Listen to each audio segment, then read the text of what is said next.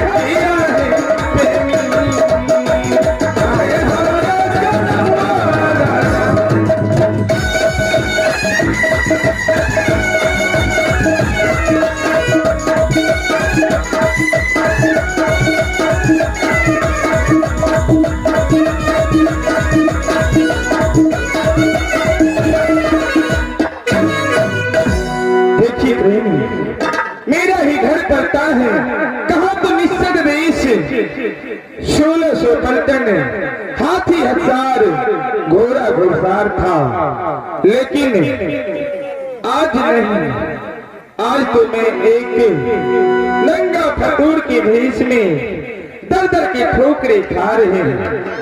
गुरुदेव क्या बताऊं, जब मैं अपने दरबार में राजसभा लगा के बैठे हुए थे तो एक नंगा फतूर पुष्कर आया और वह पसा के लालची।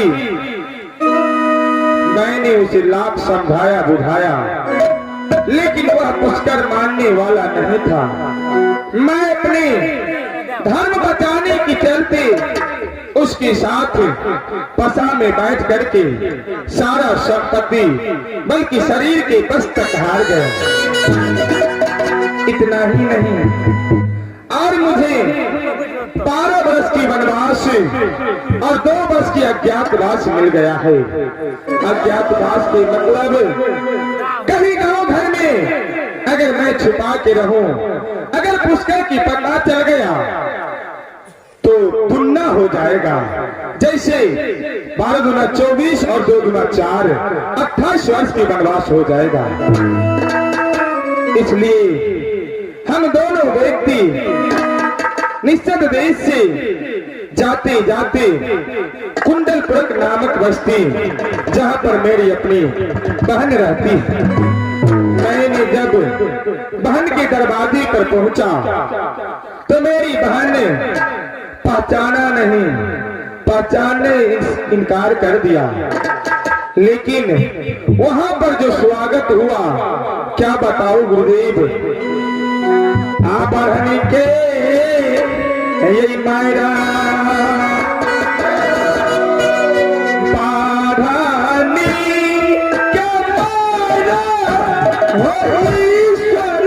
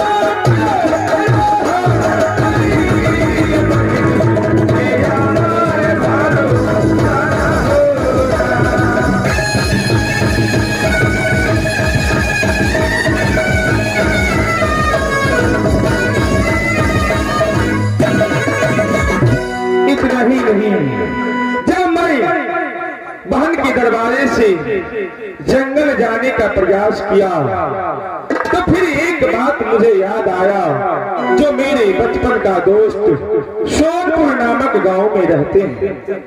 मैंने सोनपुर गया, वहां तो स्वागत हुआ, लेकिन एक ऐसा जानवर सोना के गिरमलहार में प्रवेश होकर के और काठक कुठहरी में लटका हुआ था। वह अपने आप काट के कुठहरी निगलती जा रही थी, लेकिन मैंने सोचा ऐसा ऐसा गिरमलहार तो दिन में लाखों दान करते थे, एक गिरमलहार की चलते मैं आज चोर बनूं नहीं। इसलिए मैंने वहां दोस्त और दोस्तीनी खाना बनाने के लिए भवन गई थी। मैं वहां खाना छोड़ करके जंगल की रास्ता चले आए। जंगल में अनेक अनेक तरह की घटना हुआ। जब मैंने फल फूल ढूंढने के लिए गए जंगल में, तो मैंने एक ऐसे जानवर देखा जिसे मालूम पड़ता था कि सारी अंग सोना ही सोना है। मैंने उसे बंधाने का प्रयास किया तो मेरे पास तो था एक पल्ला धोती। उस धोती में उसे बंधाए, लेकिन वह कम वक्त मेरा धोती ही लेके गायब हो गया।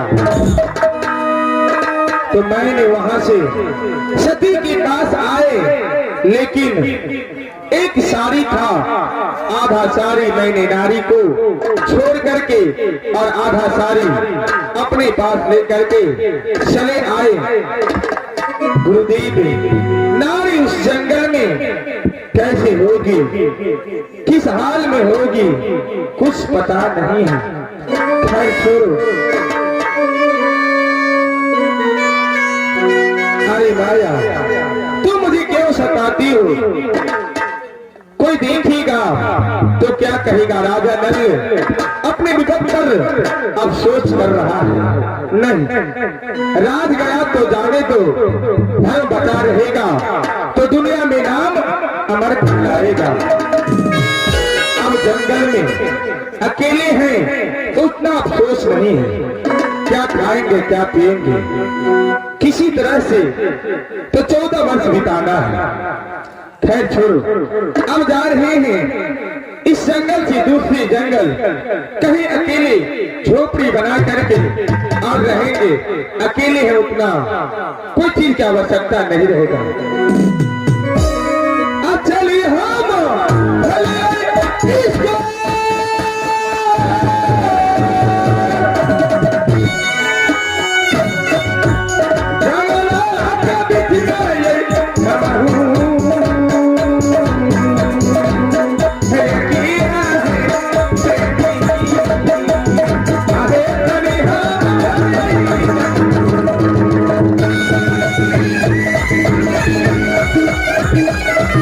Thank you.